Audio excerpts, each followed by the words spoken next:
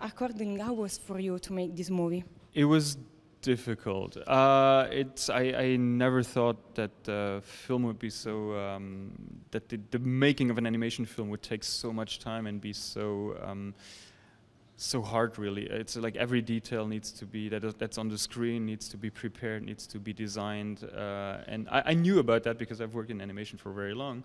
But being in the director's shoes made me realize how complicated that is, and it's a very long period of time where everything that's on the screen has to be created from scratch, and just like being asked all the time about validating this, validating that. It's just really tiring. But yeah, that was probably the hardest part of doing it.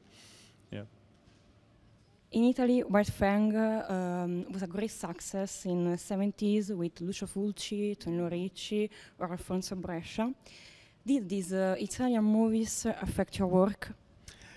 I have heard of them. I've never seen them. I know the director's work, Lucio Fulci, but from his horror films. So I've never seen the Zanna Bianca films. I think I have the DVDs at home. I bought them because I wanted to see them, but I haven't seen them yet. But I'll definitely go and watch them. Why the White Fang meets to relive today with this movie?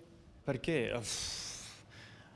I don't know. The story hasn't been told in quite some time, and it was the early '90s, I think, when the last movie came out.